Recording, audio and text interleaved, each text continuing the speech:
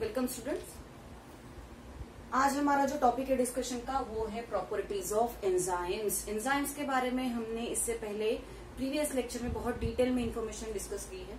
हमें पता है एंजाइम्स किस तरीके के होते हैं, एंजाइम्स कौन से स्ट्रक्चर से बनते हैं, एंजाइम प्रोटीन का कौन सा स्ट्रक्चर होता है, उसका नेचर कैसे होता है, फैक्टर किसे बोला जाता है, को एंजाइम्स किसे बोला जाता है। ये सारी डिटेल स्टडी हमने डिस्कस की है in the general introduction of the enzymes. Now आज हमें डिस्कस करना है प्रॉपर्टीज ऑफ एंजाइम। एंजाइम की प्रॉपर्टीज क्या होगी, क्या फंक्शन करते हैं वो। ओके, तो हमें तो इतना पता है कि हमें तो एंजाइम चाहिए, हमारी बॉडी के हर एक मेटाबॉलिक रिएक्शंस के लिए एंजाइम इंपॉर्टेंट होते हैं। तो हमें देखना है कि वर्कआउट कैसे करते हैं। तो सबसे पहली प्रॉपर्टी है इसकी प्रोटीनेशियस नेचर। आप लोगों को मैंने आई थिंक बताया था कि प्रोटीनेशियस नेचर मतलब क्या कि मोस्ट ऑफ द ऑल जो एंजाइम्स होते हैं, या फिर हम मोस्ट ऑफ द लिख लेते हैं, most of the enzymes are protein. इसकी पहली प्रॉपर्टी ये है कि मोस्ट ऑफ द जो एंजाइम्स होंगे वो प्रोटीन होंगे। ओके, तो ये इसकी पहली प्रॉपर्टी। हमने देखा है कि हम अगर बात कर रहे हैं कॉन्जुगेटेड एंजाइम्स के बारे में, तो कॉन्जुगेटेड एंजाइम्स में भी प्रोटीन प्रेजेंट है। ओके, तो प्रोटीन जरूरी है। तो हमने बोला है कि first property is proteinaceous nature, that is most of the enzymes are proteins in nature.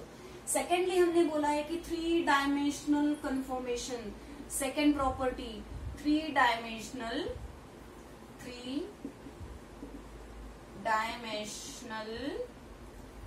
Conformation. Okay, confirmation किसे बोलेंगे हम बच्चों? 3 dimensional confirmation, it is the second property. ठीक है, this one is the second property. देखो एक enzyme draw करते हैं। Okay, this one is the enzyme. हमने देखा था कि कैसा स्ट्रक्चर है बच्चों। देखो हमने देखा है कि ये एक टर्शियरी स्ट्रक्चर है प्रोटीन का। तो ये कैसे बना है? ऐसे ऐसे ऐसे ऐसे कैसे बना है? ऐसे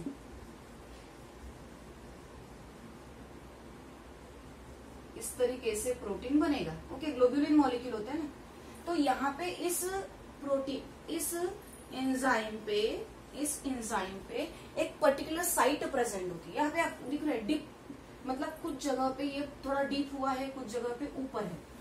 तो इस एंजाइम में एक पर्टिकुलर साइट होती है जिस साइट में पर्टिकुलर प्रोडक्ट अटैच होता है। जैसे हमने बोला था एंजाइम्स के बारे में कि एंजाइम सिर्फ पार्टिसिपेट करते, वो किसी भी मॉलिक्यूल को या फिर खुद को चेंज नहीं करेंगे। एंजाइम्स कभी भी खुद को चेंज नहीं करते या फिर वो खुद डिस्ट्रॉय नहीं होते। वो क्या करते हैं, सिर्फ अगर कोई प्रोडक्ट उसे बनाना है तो पहले सबस्ट्रेट आएगा। हमने देखा है सबस्ट्रेट की डेफिनेशन कि जिस पार्टिकल के ऊपर या फिर जिस सब्सटेंस के ऊपर एंजाइम एक्ट हो रहा है, enzymes that act on a substance, that substance is called as a substrate। तो ये एंजाइम क्या करेगा, उस सबस्ट्रेट पे जाके एक्ट होगा। लेकिन एक्ट होने के लिए इस एंजाइम में एक पर्टिकुलर साइट प्रेजेंट होगी। This is the active site. This is the active site. ये जो अंदर डिप्रेशन दिख रहा है आपको, ये यहाँ पे in case of enzyme there is a presence of 1 और more. Most of the time यहाँ पे मोस्ट ऑफ द टाइम 1 ही एक्टिव साइट प्रेजेंट रहती है, but some cases, some exceptional cases are there 1 और more active site is present. Okay, where the substrate molecule attached, where the substrate molecule is attached। देखो बच्चों, अगर ये enzyme है और एंजाइम पे यहाँ पे एक डिप्रेशन आपको नजर आ रहा है, डिप्रेशन मतलब एक खोल जगह पे आप नजर आ रहा है, तो वो खोल जगह, वो डिप्रेशन जो है उसे हम एक्टिव साइट बोलेंगे। इस एक्टिव साइट में क्या होगा बच्चों कि ये जो मॉलिक्यूल है एंजाइम का, ये एंजाइम का मॉलिक्यूल इस जगह पे ये अटैच हो जाएगा सबस्ट्रेट। मतलब ये एक्टिव साइट में सबस्ट्रेट आके अटैच हो गया। ये सबस्ट्रेट मॉलिक्यूल है, इसे हम एस लिखते हैं। ठीक है, ये एस है, सबस्ट्रेट है, और ये एंजाइम है। अब इसके एक्टिव साइट में आके सबस्ट्रेट अटैच हो गया, तो अपनी एक्टिविटी ये किस पे शो करेगा? सबस्ट्रेट के ऊपर। अब जब ये सबस्ट्रेट के ऊपर एक्टिविटी शो करता है ना बच्चों, तो इसके बाय प्रोडक्ट बनते हैं। तो यहाँ पे बाय प्रोडक्ट बने 2, हमने कंसिडर कर लिया कि 2 बाय प्रोडक्ट बने। यहाँ पे 1 भी बन सकता है, 2 भी बन सकते हैं, 3 भी बन सकते हैं, जो भी बाय प्रोडक्ट है। लेकिन यहाँ पे क्या बना? प्रोडक्ट बना। यहाँ पे क्या बना? प्रोडक्ट बना। और उस प्रोडक्ट बनने के लिए एंजाइम ने खुद को चेंज नहीं किया। एंजाइम ने खुद को चेंज नहीं किया, उसने सिर्फ क्या किया? इस सबस्ट्रेट के ऊपर अपनी एक्टिविटी शो की। और सबस्ट्रेट के ऊपर इस एंजाइम की एक्टिविटी की वजह से सबस्ट्रेट मॉलिक्यूल ब्रेक होके उसका बाय प्रोडक्ट बना। और वो जो साइट होती है ना बच्चों, वो जो साइट होती है उसे बोला जाता है substrate binding site. This site जहां पे सबस्ट्रेट बाइंडिंग साइट, किसे बोलेंगे हम? Substrate binding site, that site in which of the site of the enzyme in which substrate get attach. किसकी? एंजाइम की ऐसी साइट जहां पे सबस्ट्रेट जाके अटैच हो गया, फिक्स हो गया, उसे हम बोलेंगे व्हाट? Substrate binding site. तो इसे बोलते हैं 3 डायमेंशनल कन्फर्मेशन। इसे क्या बोलेंगे हम? 3 डायमेंशनल कन्फर्मेशन। नेक्स्ट जो प्रॉपर्टी है बच्चों वो है कैटालिटिक प्रॉपर्टी। नेक्स्ट प्रॉपर्टी आती है इसकी कैटालिटिक प्रॉपर्टी। ओके, अब देखो कैटालिटिक प्रॉपर्टी के बारे में हम क्या बोल सकते हैं कि हम इसे, कुछ सब्सटेंसेस होते हैं, कुछ एंजाइम्स होते हैं, जैसे इनऑर्गेनिक एंजाइम्स है, इन्हें इनऑर्गेनिक, कुछ एंजाइम्स जो होते हैं उन्हें हम इनऑर्गेनिक कैटालिस्ट भी बोलते हैं। Some enzymes called inorganic catalyst, मतलब किसी मेटल को, इनऑर्गेनिक अगर हम बात कर रहे हैं तो किसी मेटल को ब्रेक करने के लिए भी ये पार्टिसिपेट करता है। So that's enzymes are called as a inorganic catalyst. उन्हें हम क्या बोलेंगे? इनऑर्गेनिक कैटालिस्ट बोलेंगे। अब देखो, जब रिएक्शन हमने देखी, फिर से एक एंजाइम ड्रॉ करेंगे, दिस वन, क्योंकि ये तो टर्शियरी स्ट्रक्चर है। एंजाइम कैसे बनाए बच्चों? प्रोटीन के टर्शियरी स्ट्रक्चर से एंजाइम बना। तो ये हमने बना लिया एंजाइम, ये हमने बना लिया एंजाइम। ओके, अब क्या बोल रहा है कैटालिटिक प्रॉपर्टी? क्या बोल रही है? देखो कि कैटालिटिक प्रॉपर्टी का मतलब है कि किसी भी रिएक्शन को ये क्या प्रोवाइड करेगा? Provide speed. हमने तो पहले ही बोला है कि एंजाइम चेंज नहीं होगा, वो खुद को चेंज नहीं करेगा। वो क्या करेगा? वो क्या करेगा बच्चों? वो सिर्फ रिएक्शंस में पार्टिसिपेट करेगा, उसे एक्सेलरेट करेगा, स्पीड बढ़ाएगा, या फिर उसे क्या? उसे कैटालाइज्ड करेगा। इसलिए हम उसे बायो कैटालिस्ट बोलते हैं। तो वो खुद चेंज नहीं होता है, इट नॉट चेंज इटसेल्फ। तो ये सिर्फ पार्टिसिपेट करेगा, स्पीड प्रोवाइड करेगा, लेकिन खुद चेंज नहीं होगा। अब अगर कोई रिएक्शन बन रही है, कोई रिएक्शन हो रही है और यहाँ पे जाके सबस्ट्रेट मॉलिक्यूल अटैच हो गया है, this one substrate, this one substrate. अब ये जो बनाएगा ये बाय प्रोडक्ट बनाएगा। ये क्या बनाएगा? ये बाय प्रोडक्ट बनाएगा। इसने 2 बाय प्रोडक्ट बनाए, ये प्रोडक्ट बने। अब ये जब प्रोडक्ट बन जाते हैं ना बच्चों, तो ये जो सबस्ट्रेट मॉलिक्यूल है यहाँ से रिलीज हो जाता है, तो ये डिस्ट्रॉय नहीं होता। एंजाइम जो है वो रिमेन अनचेंज रहेगा। एंजाइम जो है वो रिमेन अनचेंज रहेगा, अनचेंज। एंजाइम क्या है? रिमेन अनचेंज है। मतलब इसने बाय प्रोडक्ट बना लिए, इसने बायोकेमिकल रिएक्शन में पार्टिसिपेट कर लिया, इसने स्पीड बना दी, स्पीड बढ़ा दी रिएक्शन की, और बाय प्रोडक्ट भी बन गए। क्या बन गए? बाय प्रोडक्ट भी बन गए। लेकिन इसकी जो साइट है ना एंजाइम की, एंजाइम रिमेन अनचेंज। और रिमेन अनचेंज मतलब ये अगेन पार्टिसिपेट करेगा। इट प्रोडक्ट रिलीजेस लिख लेते हैं हम यहाँ पे, प्रोडक्ट रिलीजेस। प्रोडक्ट रिलीज हो गया है यहाँ से। अब यहाँ से प्रोडक्ट रिलीज हो गया, ये काम हो गया इसका, बना दिया इसने। अब एंजाइम क्या करेगा बच्चों? Enzyme again participate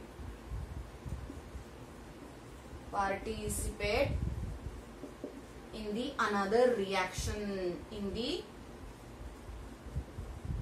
another reaction। क्या देखा हमने कि ये चेंज नहीं हुआ, इसका तो बोलना है कि तुम कुछ भी कर लो, मैं चेंज नहीं होगा, आप कुछ भी कर लो, मैं चेंज नहीं होगा। मतलब इसने पार्टिसिपेट किया, सबस्ट्रेट को अटैच किया और सबस्ट्रेट अटैच हुआ, बाय प्रोडक्ट बने। बाय प्रोडक्ट बनने के बाद में इसका ये ब्रेकेज हो गया ना, ब्रेकेज बनने के बाद में बाय प्रोडक्ट बना। अब बाय प्रोडक्ट बनने के बाद में ये मॉलिक्यूल, सबस्ट्रेट मॉलिक्यूल यहाँ से निकल गया क्योंकि इसका बाय प्रोडक्ट बन चुका है, तो ये खाली हो गया, इसकी साइड क्या हो गई, खाली हो गई। तो ये खाली होने के बाद में क्या होगा, इनएक्टिव होगा।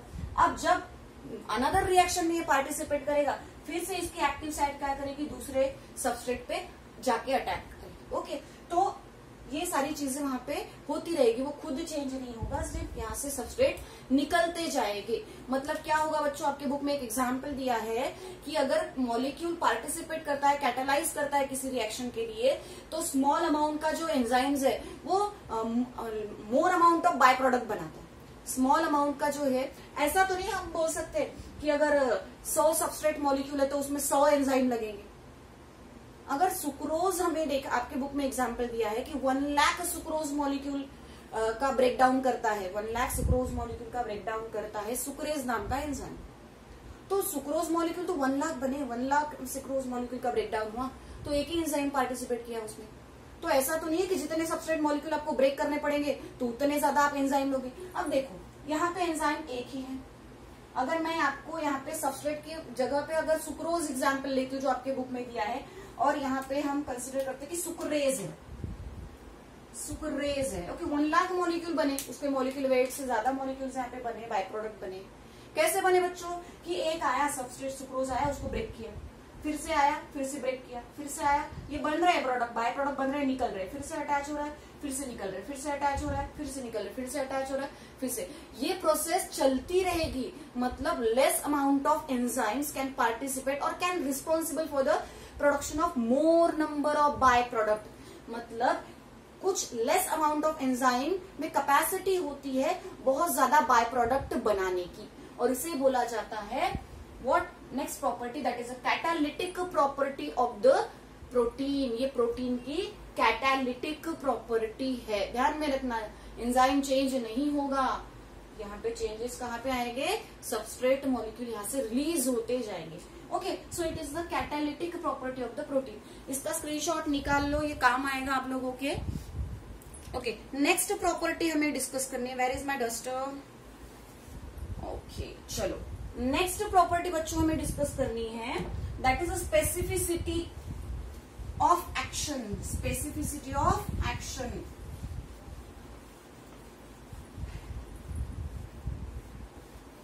स्पेसिफिसिटी ऑफ एक्शन, ठीक है। नेक्स्ट प्रॉपर्टी है स्पेसिफिसिटी ऑफ एक्शन। स्पेसिफिसिटी तो मुझे बताने की जरूरत भी नहीं है, इससे पहले तो हमने स्पेसिफिसिटी के बारे में डिस्कस किया है कि भाई एंजाइम जो होते हैं वो एंजाइम्स कैसे रहेंगे बच्चों, स्पेसिफिक होंगे, स्पेसिफिक रिएक्शन के लिए। ओके, फॉर एग्जाम्पल आपके बुक में डिफरेंट डिफरेंट एंजाइम्स दिए हैं, लाइगेज है, ट्रांसफरेज है, हाइड्रो न्यूक्लियेज है, डी कार्बोक्सिलेज है, कार्बोक्सिलेज है, different enzymes are present there. अगर ऐसा होता कि एक ही एंजाइम सब रिएक्शंस में पार्टिसिपेट करता, सब प्रोडक्ट बनाने के लिए एक ही एंजाइम होता, तो हम उसे बोलते क्या कि इट इज अ स्पेसिफिक, या फिर एंजाइम आर स्पेसिफिक। नो, हम उसे बोलते कि कॉमन है चीज की। लेकिन एंजाइम जो होते हैं वो हर एक रिएक्शंस के लिए, हर एक सबस्ट्रेट के लिए स्पेसिफिक रिएक्शंस में स्पेसिफिक एंजाइम ही पार्टिसिपेट करेंगे। जैसे अगर हम बात कर रहे हैं कि डीहाइड्रोजिनेज ये एंजाइम है। डी मतलब रिमूव करना, हाइड्रोजिनेज मतलब वाटर। ओके, जो वाटर मॉलिक्यूल को रिमूव करने वाला एंजाइम है उसे हम बोलेंगे डीहाइड्रोजिनेज।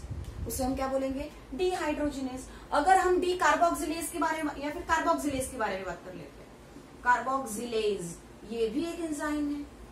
कार्बोक्सिलेज का मतलब क्या कि एडिशन ऑफ कार्बन डाइऑक्साइड, जहां पे एंजाइम क्या कर रहा है, पार्टिसिपेट कर रहा है कार्बन डाइऑक्साइड को ऐड करने के लिए। मतलब ये हेल्प करता है। अगर कहीं पे कार्बन डाइऑक्साइड है तो उसे रिएक्शन में पहुंचाने का काम एंजाइम का है। तो ये क्या हुआ, कार्बोक्सिलेज है। तो कार्बोक्सिलेज का काम होता है कि रिएक्शन में कार्बन डाइऑक्साइड को ऐड करना। ये खुद नहीं चेंज हो रहा है, ओके, ये ऐड करा रहा है, हेल्प कर रहा है उस चीज के लिए।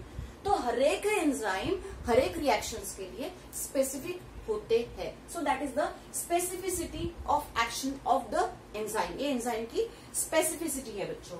Then next property is reversibility of actions. Reversibility of action, okay, next property है हमारा। रिवर्सिबिलिटी ऑफ एक्शन का मतलब बच्चों कि जो एंजाइम की एक्टिविटी होती है ना, एंजाइम की जो एक्टिविटी है इस पे कौन सी चीजें अफेक्ट करती है, अफेक्टेड बाय कौन सी चीजें अफेक्ट कर रही है। एक तो पीएच और दूसरा है टेम्परेचर। एक तो है पीएच और एक तो है टेम्परेचर, ओके। अब देखो कि रिवर्सिबिलिटी मतलब हमें सबसे पहले पीएच का देखना है। पर्टिकुलर एंजाइम जो होता है पर्टिकुलर पीएच पे वर्कआउट करेगा। पर्टिकुलर एंजाइम पर्टिकुलर पीएच पे वर्कआउट करता है। फॉर एग्जाम्पल अगर पीएच ज्यादा हो गया, अगर बॉडी में पीएच ज्यादा हो गया तो ये नॉर्मली कौन से पीएच पे ये वर्कआउट करेगी, अच्छे से काम कहाँ करेंगे, एंजाइम वर्क प्रॉपरली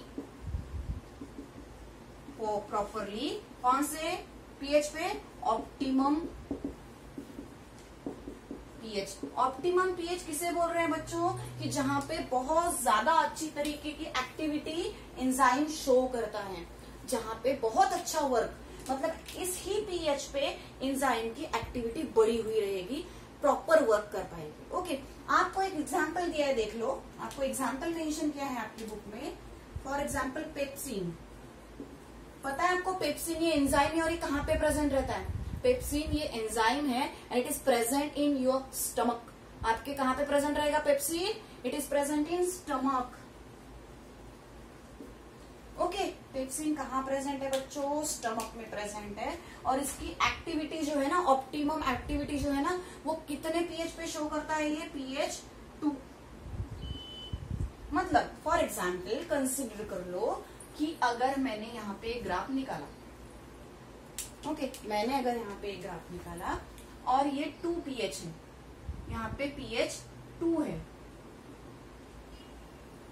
अगर पेप्सिन 2 पीएच पे सबसे ज्यादा वर्कआउट करेगा, यहाँ पे अगर सबसे ज्यादा अच्छा एक्शन वो शो करता है, मतलब अगर पीएच स्टमक में पीएच 2 है तो एंजाइम अपना प्रॉपर वर्क करेगा। इस एंजाइम का काम भी मैं बता देती हूँ, it is known as a protein digestive enzyme. इसे बोला जाता है प्रोटीन डाइजेस्टिव एंजाइम। हमारे स्टमक में जो प्रोटीन हम खाते हैं उन्हें डाइजेस्ट करने के लिए पर्टिकुलर एंजाइम्स प्रेजेंट होते हैं और उनमें से वन है दैट इज अ पेप्सिन।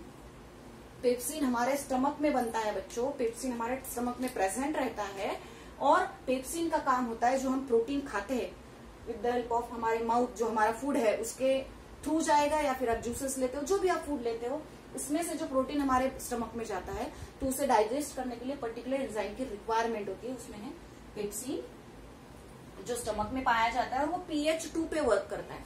अगर पीएच 2 पे ये प्रॉपर वर्क कर रहा है, लेकिन अगर यहाँ पे 1 पीएच है तो भी ये नहीं बढ़ेगा, 1 पीएच पे भी ये काम नहीं करेगा। और अगर पीएच आपको इसको ज्यादा दे दो, 7 दे दो, तो भी ये पीएच 7 पे भी ये डिक्रीज हो जाएगा, पीएच 7 पे भी ये डिक्रीज हो जाएगा। लेकिन इसको अगर प्रॉपरली काम करना है तो 2 जहां पे 2 पीएच है वहां पे वो प्रॉपर वर्क कर पाएगा। अगर आपके स्टमक में 7 पीएच है या फिर आपके स्टमक में 5 पीएच है आपके फ्लूइड का, स्टमक के फ्लूइड का, तो वो प्रॉपर एक्टिविटी नहीं शो करता है। वो शो कब करेगा प्रॉपर एक्टिविटी, जब उसका पीएच कितना होगा बच्चों, 2 होगा, तो वो ऑप्टिमम एक्टिविटी शो करता है, बेस्ट एक्टिविटी शो करता है ना पीएच, ओके। नेक्स्ट जो एंजाइम है वो ट्रिप्सिन।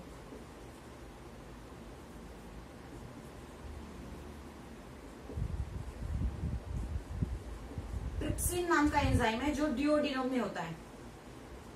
कहाँ पे होता है, डिओडिनम में। ये बेस्ट एक्टिविटी अपने कितने पीएच पे शो करेगा, it shows the best activity in the 9.5 pH. कितने पे, 9.5 pH, ये भी प्रोटीन डाइजेस्टिव एंजाइम है।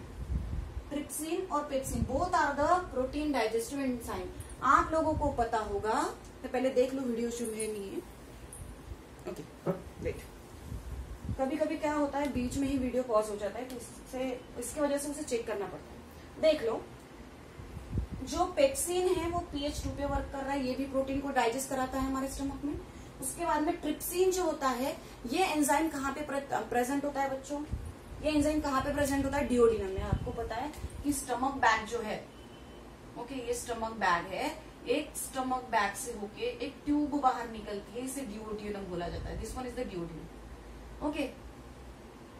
ये हमारी स्टमक बैग है, ये डिओडिनम है, यहाँ से स्मॉल इंटेस्टाइन स्टार्ट हो जाता है। तो ये जो डिओडिनम है, तो ये डिओडिनम में क्या जाएगा? इसमें जो फूड प्रेजेंट है ना बच्चों, जो ब्रेक डाउन हुआ है, फिर ये कहाँ जाता है? डिओडिनम में जाता है। That food enter into a duodenum, जो स्मॉल इंटेस्टाइन का पोर्शन होता है बच्चों। अब इस फूड को फिर से अगेन जितना भी प्रोटीन बचा है, फिर से उसे डाइजेस्ट करने के लिए यहाँ पे ट्रिप्सिन प्रेजेंट रहेगा। लेकिन ट्रिप्सिन अपनी बेस्ट एक्टिविटी कब शो करता है?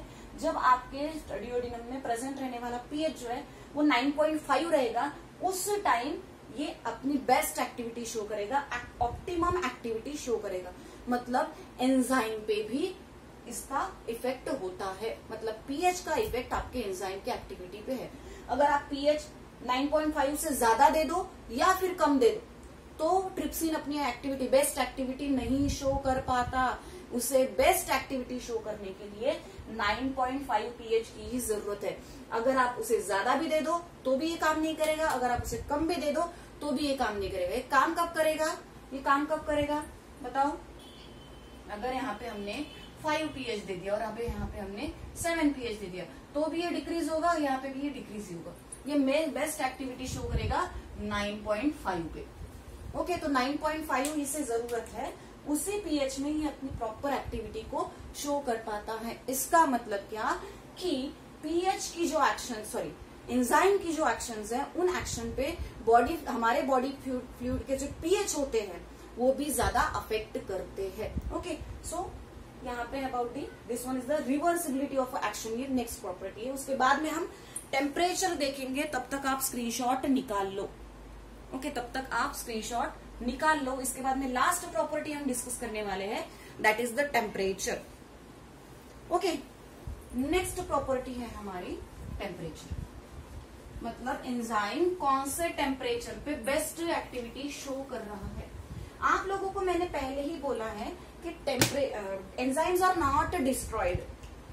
अगर हम टेम्परेचर के बारे में बात कर रहे हैं तो हमने क्या बोला?